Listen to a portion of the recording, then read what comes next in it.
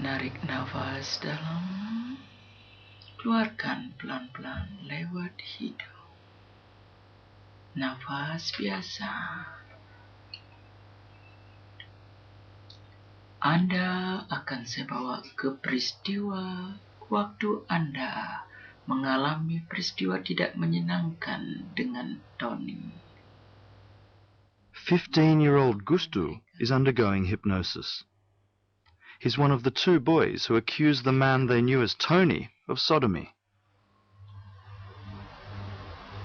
Rasakan seluruh tubuh Anda dibersihkan dari bekas-bekas pegangan Bapak Tony. Psychiatrist Dr. Suryani is the founder of the Committee Against Sexual Abuse in Bali. She has offered to help the boys with therapy. Yang lewat, biarlah lewat. Anda mulai dengan hidup sekarang. Kalau sudah tenang, buka mata pelan-pelan. Anda kembali seperti biasa. Nah, sekarang duduk kembali.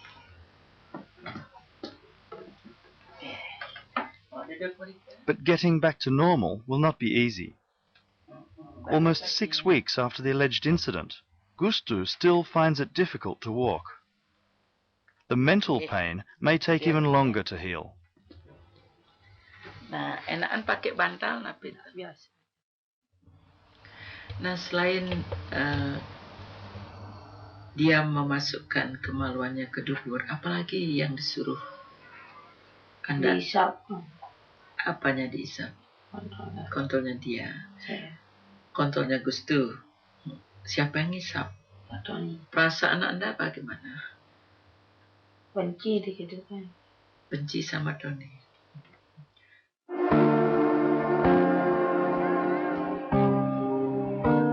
Tony's real name is William Stewart Brown, and he was the former second secretary of AusAid at Australia's embassy in Jakarta.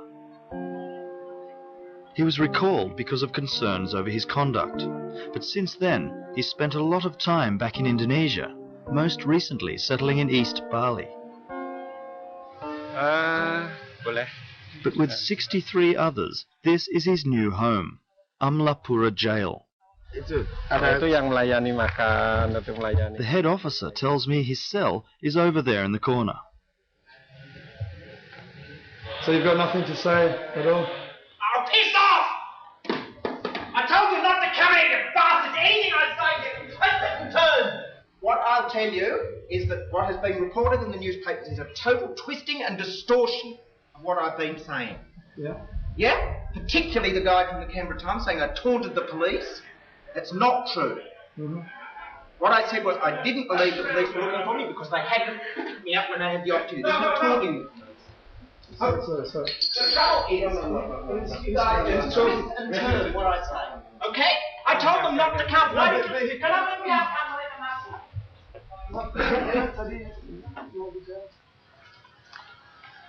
Before his arrest, Brown had chosen to establish himself in Glumpang village in East Bali. Members of the Committee Against Sexual Abuse, or CASA, have come here to investigate whether there's any evidence that Brown was part of a wider network. The village chief shows us that he'd only just started building a house here. Macamnya enggak tahu saya. Macam bangunannya enggak tahu bangunan apakah. But Brown was not the first foreigner to set up in Glumpang. A decade ago, notorious pedophile Robert Dolly Dunn, who Brown knew, lived in this house just around the corner. The village chief was surprised to learn that Dunn was now in an Australian jail, serving a 30-year sentence for pedophilia. Oh, saya memang enggak pernah sama sekali dengar. But according to him, Robert Dunn was a little more discreet than Tony. Kelihatan pun tidak, ya pernah bergaul pada anak-anak di sini. Ya waktu itu gitu. Ya seperti ini kan Tony ini kan ya sudah kelihatan dia merangkul anak-anak, mengajak ke sana kemari. Even though Brown spent his days in the company of young children, nobody in the village suspected anything. Indonesians are often naturally trusting of foreigners. The father and aunt of the boy Dr. Suryani has been treating with hypnosis were perhaps a little naive about the friendly stranger.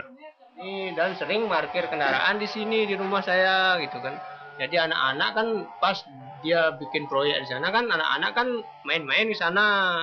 Di sanalah Pak Tony mungkin punya pikiran lain gitu untuk merekrut anak-anak gitu. Makanya dibeliin bakso, dikasih permen. Katanya Pak Tony baik sekali, saya sering dikasih uang gitu. Anak-anak kan terus dipancing agar ke sana, sorenya diajak dah mandi. Itu dah dibaliknya itu yang saya tidak mengerti.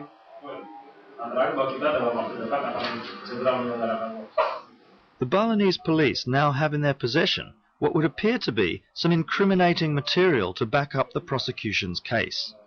They claim it was found on Brown's computer, although he denies ever putting it there. Nah, ini salah satu foto yang kami peroleh dari folder yang bersangkutan. Ini antara lain dia foto-foto, mungkin ini kejadiannya di Jawa. Kalau menurut dia ini pada saat dia di Jawa itu di Pengandaran.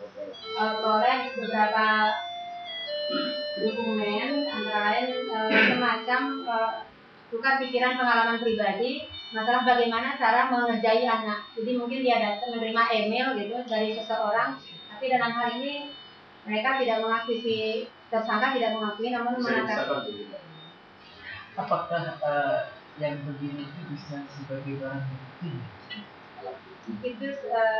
Itu dipakai sebagai tambahan petunjuk bahwa memang sebagai dasar pertimbangan, karena kita peroleh dari komputer tersangka. Jadi sebagai pertimbangan dari hakim untuk menjatuhkan vonis terhadap yang bersangkutan bahwa memang mereka berlatar belakang pedofil.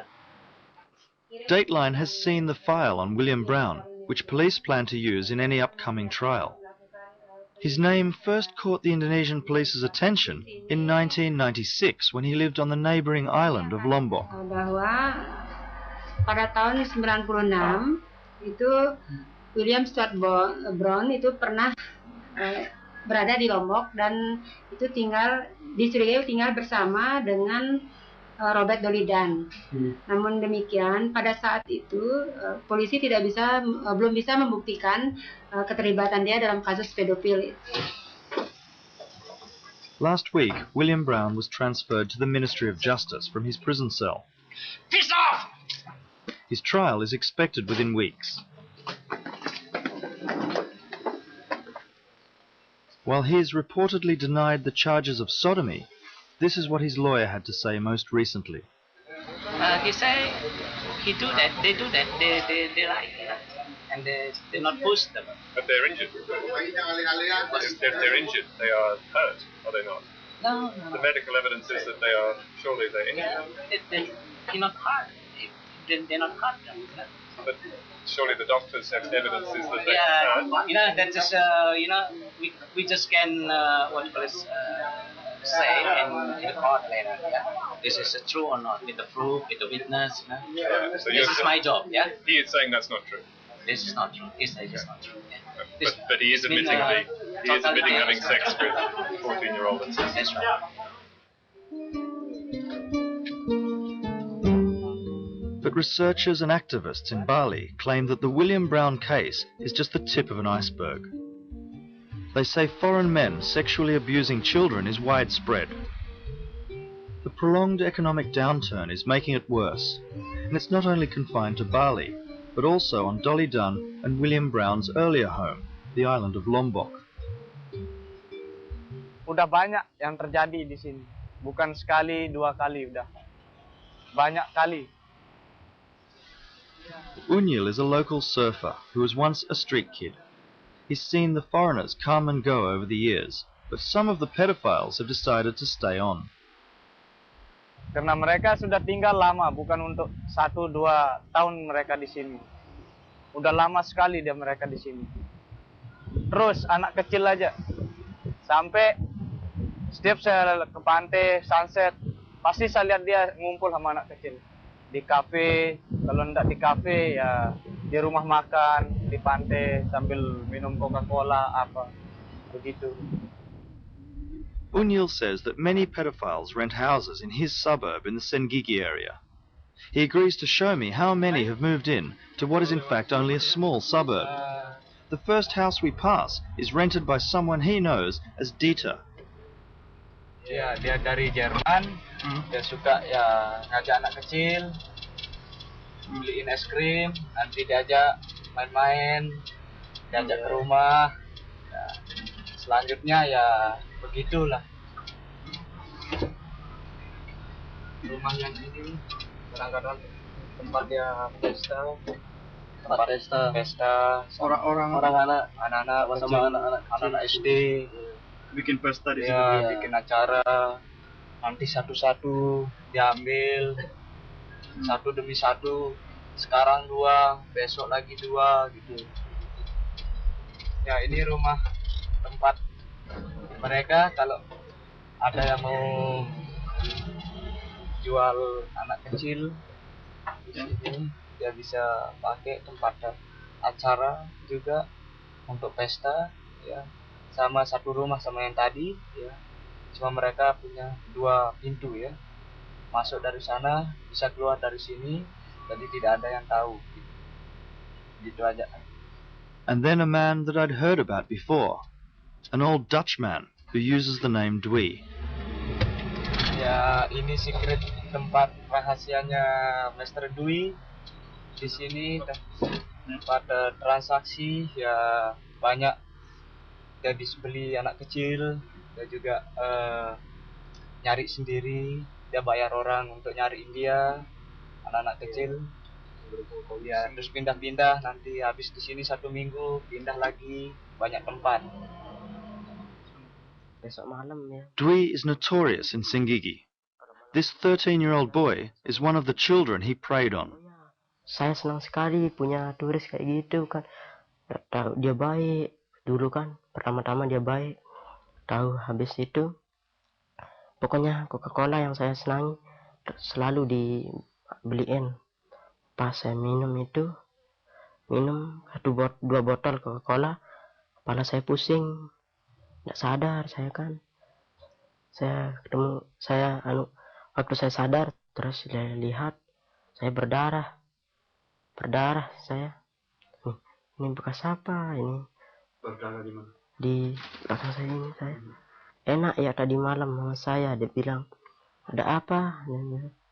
Kamu pasti, saya juga keenakan, dia bilang kan. Semua ini saya berdarah kan, berdarah. Saya menangis, ku malu, ku sangat malu, sampai kemangsit. This boy is like many of the victims. They are orphans or from broken homes. They're drawn to the tourist beaches where a homeless boy has half a chance of scratching a living. He'd been here less than a week when he met the Dutchman Dwi. The older boys have seen it time and time again. It's the naive country kids who become the victims. Di sana anak-anak itu ya ada yang pintar, ada yang enggak. Kalau yang mau dapat cuma uang ya, yang feelingnya main itu cuma uang aja dia mau. Nanti kalau mau digitukan ada aja alasannya. Tapi ada aja yang kena, yang masih bodoh-bodoh itu. Banyak yang udah pintar-pintar temennya sendiri padahal gitu. Bisa dijual apa gitulah. Tapi dia karena seneng uang. Pokoknya dia banyak dah kalau di sini yang suka lagi itu. Kenapa bisa terkenal di sini untuk itu? Nggak tahu, mungkin karena ekonominya. Dia lebih cepat dapat di sini soalnya. Mungkin di negaranya dia agak sulitan gitu kan. Nggak ada yang mau gitu. Tapi mungkin di sini kurang keadaan ekonominya lemah. Jadi dia pakai uang lebih gampang gitu. So many people here choose to turn a blind eye, like the staff of this hotel. Memang dia sering bawa anak-anak. Tapi perbuatannya itu apakah jahat, tidak tahu saya di situ. Kita kan cuma sebagai pelayan di sini, staff, cuma kita melayani aja itu. But there are now the first signs that the issue is to be taken more seriously. Members of Dr. Suryani's group have managed to set up a meeting with Bali's police chief to press him to take action. Iya Bu, jadi saya kira kalau ada informasi-informasi mengenai ini, selama ini memang Made Pastika is well known in Australia for his work on the Bali bomb investigation. mengenai ini, selama ini memang kita terus terang saja, saya sudah 8 bulan di sini, perhatiannya tidak di situ. Banyak sekali urusan lain gitu yang saya harus kerjakan yang lain. But with most of the bombers in jail, he's finally able to concentrate on pedophilia. Sudah masalah dunia dan kita tidak bisa diam untuk itu, atau pura-pura tidak tahu, tidak bisa. Kita harus konsul. Saya setuju sekali. Ya, kami mengharapkan. But even Made Pastika finds it difficult to accept the extent of the problem, especially that Indonesians could be involved. Di Bali tidak ada kasus itu untuk orang Bali loh. Orang Bali dengan orang Bali hampir tidak ada kasus. Sekarang sudah mulai. Sudah mulai. Jadi karena itulah saya katakan. Karena tertular itu. Jadi sekarang pedofil itu tidak hanya orang. One of the CASA delegates is Gloria Goodwin, a nurse who runs a community health crisis centre in Lavina, a known pedophile haunt in the north of Bali. She says there are cultural reasons that pedophiles, both homosexual and heterosexual, can operate so freely here. Everybody's dream in Bali, every family's dream, is to have a rich uncle, a rich tourist uncle, who will support the family. Their money is greatly needed, of course, which makes it so easy for a pedophile to buy their way in, to buy the use of a child. Gloria has seen the physical damage and heard testimony from scores of children who allege abuse at the hands of Westerners. She's convinced that there is a well-established pedophile network here, exchanging photos and information on which boys to search for and where. This boy is one who's told her what he knows. After falling victim to an Australian pedophile at the age of 7, there was a procession of others. Saya dicari dari mereka yang cari. Ya di pantai ketemu lagi. Orang asing datang ke sini sudah tahu cari kamu. Dari mana bisa tahu? Tidak tahu ya, mungkin dari temannya ya, yang tahu saya, mungkin dari foto mungkin. Ada yang ambil foto? Iya, ada yang ambil foto. Foto apa? Foto mungkin mandi di pantai di foto, mungkin mandi di kamar mandi, apa tidur di foto mungkin. Saya tidak tahu. Terus mereka datang cari pakai nama kamu gitu? Iya, nama di saya. Mana anak itu? Iya. Once he was familiar with the routine, they put him to work sourcing other boys for the group. Cari saya, disuruh cari teman. Oh, suruh kamu dapatin teman gitu? Ya, teman. Kamu juga begitu? Bantu mereka cari teman ada? Ya, disuruh. Saya tidak tahu dulu. Saya ajak teman-teman dulu. Tapi selalu ada seksnya ya? Iya, selalu ada. Gloria Goodwin has heard some disturbing reports of missing children and even of murder. One boy told me his brother was killed by a pedophile. Killed. The child told me his brother was killed and dropped down a hole near the beach. Killed as what? What do you mean? Murdered? The expression this child used was it was a sexual panic. So during the sexual act, he was killed? This is what the child told me. And how old was the child that told you that? 12. And he was talking about his own brother? Yes. Who was how old? 8. And obviously the 12-year-old was there? Yes. And ran away, or? This is what he told me, that he ran away. Gloria has told Dateline the name of the alleged murderer, who still lives in Bali. She passed this information to the police last year, but no action was taken. The man runs an aid project set up to help poor children. Gloria's suspicions were first raised when they discussed working together in the villages that he looks after. I went there on 2 occasions to the area, to the villages where he works, and I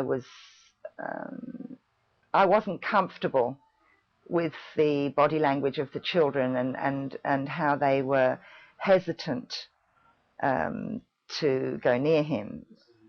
Gloria's account is backed up by others in Bali. Martin Boris is part of a church group who had travelled to the aid project wanting to donate some money. But he was so disturbed by what he saw there that he decided to join the Committee Against Sexual Abuse.